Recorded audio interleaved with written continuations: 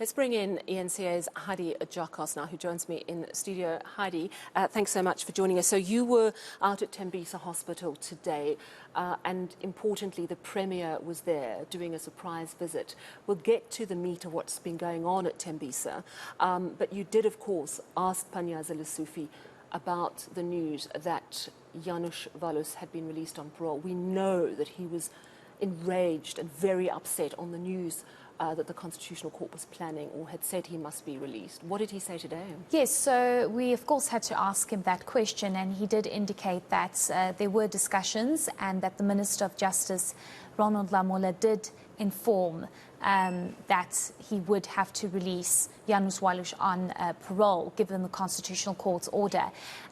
He was very angry, Sally. I mean, some of the words that he used, he called him a loser, and he says that he hopes that he rots wherever he's going to serve his parole. And it's understandable that there is a lot of anger. There has been a lot of anger that has been expressed since that Constitutional Court's ruling, indicating that perhaps South Africans don't really understand the pain that many are still suffering, especially because nobody really knows who ordered that hit on SACP leader Chris Hani. So this is where a lot of the anger stems from, that the Premier did indicate, and he says that a lot of that still exists, and this is why they cannot accept the decision that that Janusz Walus was released on parole today. But I want us to actually listen to what the Premier had to say. Those that know who Chris Hani was and those that know what Chris Hani's role was in being where we are today will know that that murderer doesn't deserve to be out of prison. But if a decision is taken by the court, we'll respect that. The minister tried, to be quite frank, is the one that took the matter to court, and that decision was overtaken by the Constitutional Court, and we had a session. I personally had a session with the minister on the front line of our National Executive Committee meeting, and he took us in detail the preparation for the release. So we are not surprised. The minister briefed us, but obviously disappointed, hugely disappointed, to be quite frank. And there's nothing else. Fate will meet him, Janusz Walus. He must not think that he will enjoy life when he has killed Chris Hani. He will never enjoy life. And wherever he goes, wherever he's going to, he must know he's a loser. And there's nothing heroic about him. He's a coward, actually. He killed somebody who was unarmed, and he killed our hero. So he can go and rot wherever he's going to rot. And of course, we don't know where Janusz Walus has been put on parole at all, understandably, because I don't think there'd be very many places in South Africa where he would be welcomed. So yes, we'll see if we get more details from correctional services on those details. I doubt it, though. Let's move back to the main reason that Panyaza Lesufi was at the Thembisa Hospital. And of course, let's not forget that Thembisa Hospital is the hospital that Babita Deokaran had uncovered a lot of concerning issues around the bookkeeping and what money was being spent on. Just tell us a little bit more about this surprise visit, though, because it wasn't scheduled. No, it was not scheduled, and the reason for this is because the Premier has decided to do things differently. After their meetings that they conduct, I think, on a weekly basis, all the MECs are gathered together and they decide to visit a certain area, or a particular hospital or a government facility in the area, or areas of concern. And they decided to visit Thembisa Hospital, the Premier indicating that he has been under immense pressure to try and finalise and deal with matters concerning Thembisa Hospital. And you rightfully said, Sally, that this is linked to Babita Deokaran, the whistleblower who lifted the lid on serious irregularities and corruption at Thembisa Hospital at the peak of the COVID-19 pandemic.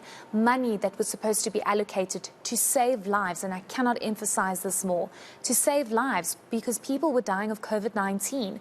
And some of the reports and preliminary investigations by a number of organizations, including News 24, show that it was completely looted out, and the money that was supposed to be allocated was, in fact, used for other things. So what's crucial here is that the Premier says by next week, a report has already been given to the Premier's office by the SIU. It's a preliminary report, but the Premier says it's important for that report to be given to South Africans so they can see exactly what was going on at Thembisa Hospital. He says 4 business people have been identified that were at the center of what was really going on. I asked another important question as to whether or not there are currently any officials at the hospital that still work there that have been implicated in any way in this investigation that's ongoing. And according to him and the MEC of Health, nobody at the hospital at the moment is there, but we do know that there is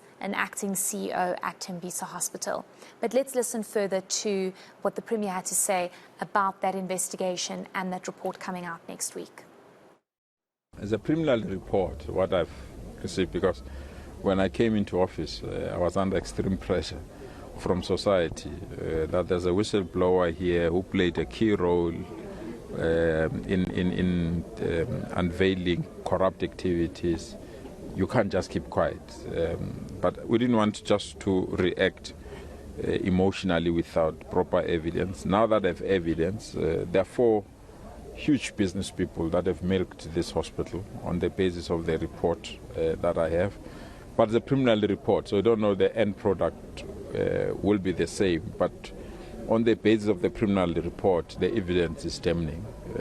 And that's why I'm willing to release the report so that we can attend to this problem. The problem is that if you don't solve those problems, patients will continue not to have proper food. Patients will continue not to have proper facilities.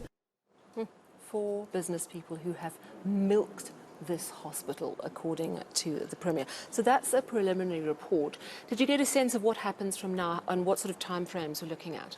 So investigations will definitely continue, Sally, but I just want to also emphasize the fact that we have been looking at hospitals across the province, and it's important for us to understand that the most vulnerable in our society reach out to these hospitals to seek services. And when you have a situation like this where the SIU needs to get involved in a hospital where it's alleged that 4 businessmen have milked the hospital, it's a really worrying picture. But according to the Premier and the MEC, they have the situation under control and they believe that that hospital will be turned around. There was a lot of construction happening at the hospital during the walkabouts, and they are trying to make sure that they are able to cater for the amount of people in the area that seek the services of the hospital. But they have also indicated that they might be looking at perhaps building another hospital, because this hospital is there are just too many people. The services are limited because